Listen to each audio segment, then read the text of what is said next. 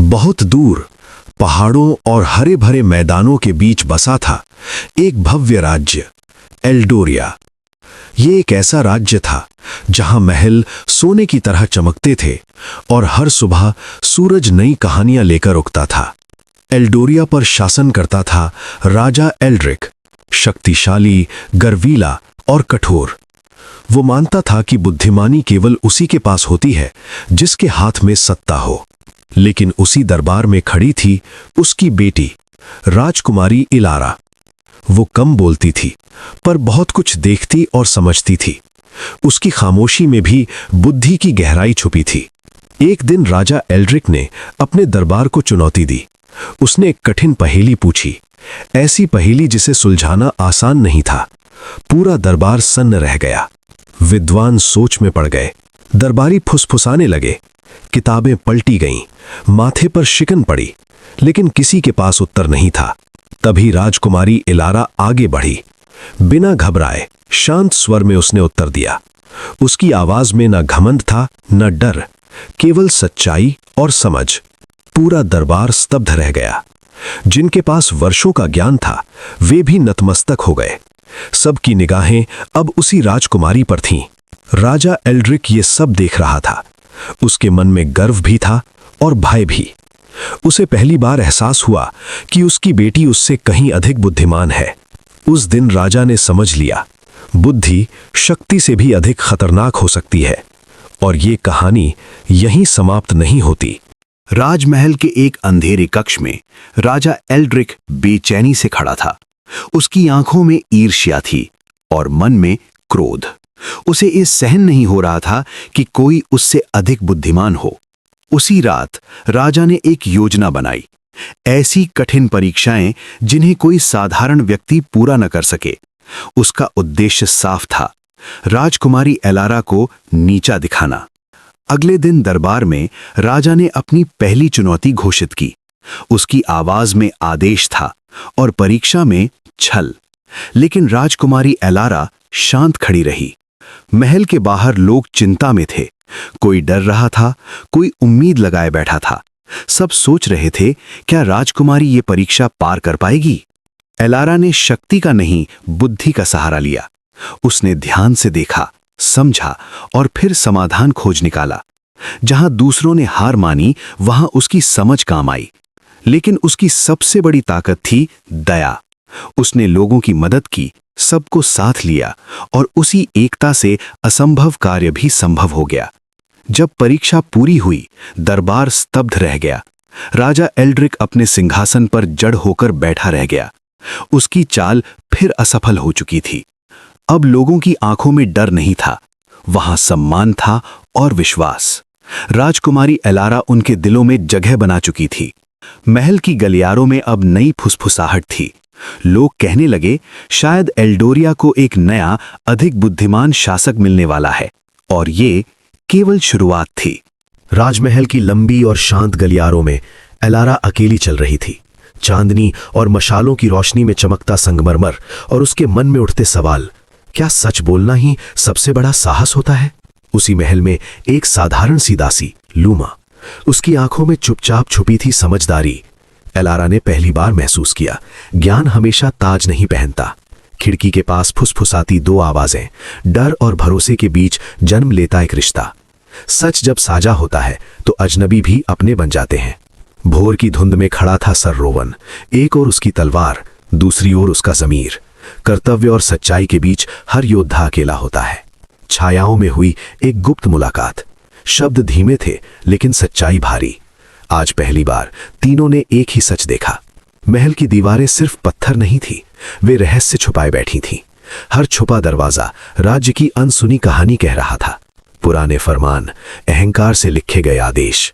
Elara की आंखों में आंसू नहीं, अब सिर्फ संकल्प था। शब्दों के बिना किया गया वादा। 3 दिल, एक मकसद। एल्डोरिया की रात ने देखा बदलाव की शुरुआत। रात के सन्नाटे में डूबा महल का बगीचा, धुंध के बीच चलते कदम और एहसास कि कोई देख रहा है। कभी कभी चेतावनियां आवाज नहीं करती, वे बस महसूस होती हैं। अंधेरे से उभरा एक साया, जिसका नाम था फुसफुसाने वाला। न चेहरा साफ न इरादा, बस एक सच्चाई जो सदियों से छुपी थी। उसकी आवाज हवा जैसी थी, धीमी पर गहरी। सिंहासन सिर्फ सोने का नहीं होता, उसने कहा, कभी कभी वो अहंकार से भी बना होता है। एक मुकुट जिसकी चमक के पीछे अंधेरा छुपा था, शक्ति से भरा लेकिन बुद्धि से खाली। यही था उस राज्य का अभिशाप। फुसफुसाने वाले की उंगली उठी और हवा में उभरी एक पहेली। शक्ति मांगती है आदेश, पर ज्ञान मांगता है समझ। उत्तर एलारा के भीतर था। दर्पण में उसने खुद को देखा, एक राजकुमारी नहीं बल्कि एक भविष्य की रानी। मुकुट पास था पर उसने अभी उसे छुआ नहीं, और फिर वो साया गायब हो गया, जैसे कभी था ही नहीं। पर उसकी बातों की गूंज अब एलारा के साथ रहने वाली थी। सुबह की पहली रोशनी के साथ एल्डोरिया जाग उठा और एलारा ने समझ लिया, उसकी नियति उसकी कल्पना से कहीं बड़ी थी। राजा एल्ड्रिक ने अंतिम परीक्षा की घोषणा की। यह केवल एक मुकदमा नहीं था, यह शक्ति का आखिरी प्रदर्शन था। राजा को विश्वास था कि आज उसकी बेटी की बुद्धि हार जाएगी। राज दरबार में हर वर्ग एकत्र था, विद्वान, सैनिक, सामंत और साधारण जनता। सभी की निगाहें टिकी थीं एक ही स्थान पर, जहां राजकुमारी एलारा शांत खड़ी थी, बिना भय, बिना अहंकार। मुकदमा आरंभ हुआ। राजा न्यायासन पर विराजमान था और उसके सलाहकार कानाफूसी में लिप्त थे। पर एलारा आगे बढ़ी, सत्य की ढाल और धैर्य की तलवार के साथ। तभी सत्य उजागर हुआ। छिपे दस्तावेज, दबाई गई सच्चाइयां सब प्रकाश में आ गए। जहां झूठ था वहां डर था, और जहां सत्य था वहां केवल प्रकाश। झूठे ज्ञान के मुखौटे टूट गए। सलाहकारों की तथाकथित बुद्धि रेत की तरह बिखर गई। राजा मौन था, क्योंकि पहली बार सच्चाई ने उसे पराजित किया था। जनता ने निर्णय लिया, न तलवार से, न सिंहासन से, बल्कि सत्य से। उनकी निष्ठा झुक गई उसके सामने, जो शक्ति नहीं, बुद्धि का प्रतीक थी। दरबार खाली था, पर राजा का मन भारी। सिंहासन आज पहले से अधिक बोझिल था, क्योंकि उसने समझ लिया था कि सत्ता आदेश से नहीं, सम्मान से चलती है। एलारा बाहर निकली, सूर्य प्रकाश के साथ। वो विजेता नहीं थी, वो पथ प्रदर्शक थी, क्योंकि जहां अहंकार गिरता है, वहीं सच्ची बुद्धि का उदय होता है। आज पहली बार राजकुमारी एलारा ने अपने पिता के सामने प्रश्न खड़ा किया, सत्ता के विरुद्ध नहीं, भय के विरुद्ध।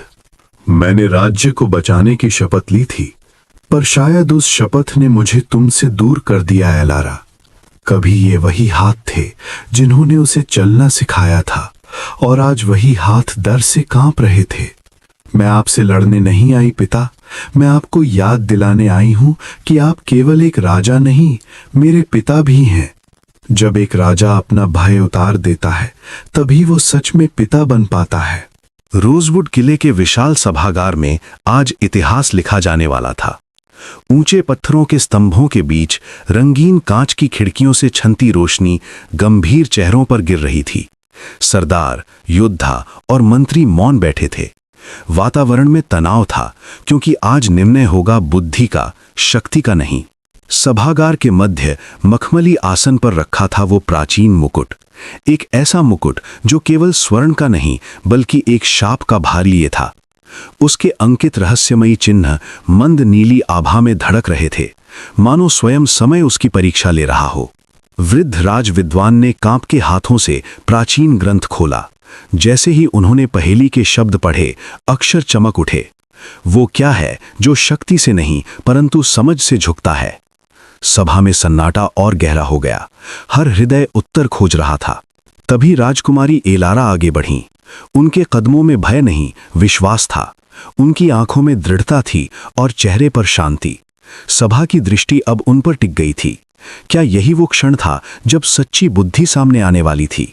एलारा ने मुकुट के चमकते चिन्हों को ध्यान से देखा, जैसे कोई अनकहा सत्य उनके मन में आकार ले रहा हो। समय मानो थम गया था और उस मौन में जन्म ले रही थी एक नई दिशा। गंभीर और स्पष्ट स्वर में एलारा ने उत्तर दिया, सत्ता नहीं, सत्य। जैसे ही शब्द गूंजे, अक्षर प्रकाश बनकर मुकुट की ओर बढ़े। एक तेज सुनहरी लहर पूरे कक्ष में फैल गई। बुद्धि ने शाप को चुनौती दे दी थी। अचानक मुकुट हवा में उठ गया। काले धुएं की परतें टूटने लगीं, जैसे कांच बिखर रहा हो।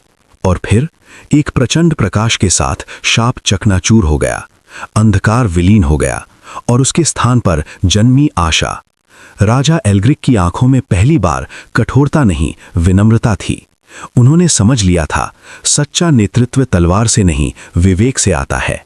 उनका मौन स्वीकार ही सबसे बड़ा निर्णय था। और फिर राजा ने वो शुद्ध हुआ मुकुट एलारा के हाथों में सौंप दिया। सभा झुक गई। आज सिंहासन ने शक्ति नहीं, बुद्धि को स्वीकार किया था। और उस दिन से रोजवुड में शासन नहीं, मार्गदर्शन हुआ करता था। एल्डोरिया की राजकुमारी एलारा, तुम्हें रानी का ताज पहनाया जाता है। लेकिन एलारा सिर्फ एक रानी नहीं थी। मेरे प्रिय लोग, बताओ क्या समस्या है? वह अपने राज्य के हर व्यक्ति की बात ध्यान से सुनती थी, चाहे वह किसान हो, सैनिक हो या कोई साधारण नागरिक। वह हर निर्णय सोच समझ कर लेती थी, ताकि उसके लोगों की जिंदगी बेहतर हो सके। हाँ, ये समझदारी भरा निर्णय होगा। उसकी बुद्धिमानी और करुणा के कारण एल्डोरिया का राज्य दिन प्रतिदिन समृद्ध होता गया। लोग खुश थे, बाजार भरे हुए थे और पूरे राज्य में खुशहाली फैल गई थी। इलाका की शांकद्दी का राज्य बना दिया और उसने सबको यह सिखाया कि दुनिया की सबसे बड़ी ताकत तलवार नहीं, बल्कि बुद्धिमानी और दयालुता होती है।